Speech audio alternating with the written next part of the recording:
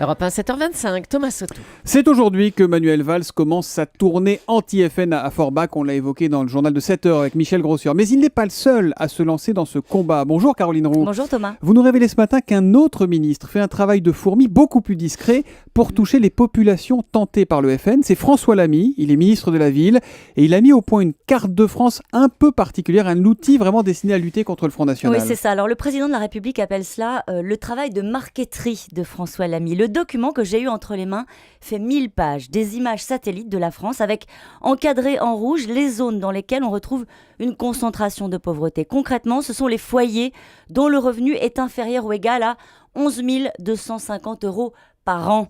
Les services du ministère ont travaillé pendant un an avec l'INSEE pour mettre au point cet outil qui n'avait jamais été réalisé. Et naturellement, ce sont dans ces zones de pauvreté que le FN prospère. Hénin-Beaumont, Carpentras, Villeneuve-sur-Lot, Brignoles. La réalité économique précède le vote front.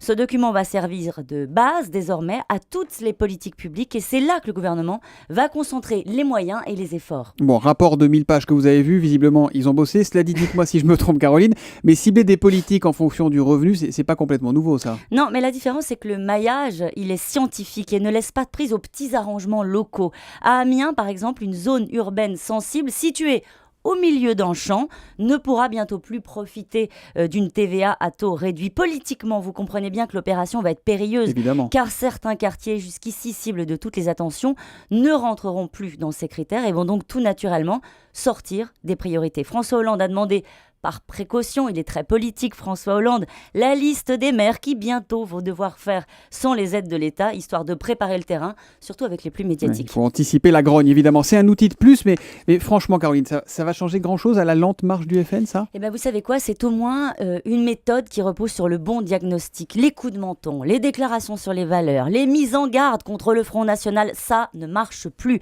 Il faut démontrer que la politique peut encore quelque chose pour ceux que Marine Le Pen, vous savez, appelle les oubliés. Le gouvernement a une carte des urgences, à lui de dégager les moyens et surtout, Thomas, d'en faire bon usage. Un maillage quasi scientifique des villes et des quartiers. Ce matin, Caroline Roux nous dévoile l'autre façon de lutter contre le FN au gouvernement. Caroline, à demain, 7h25 pour l'info politique du jour.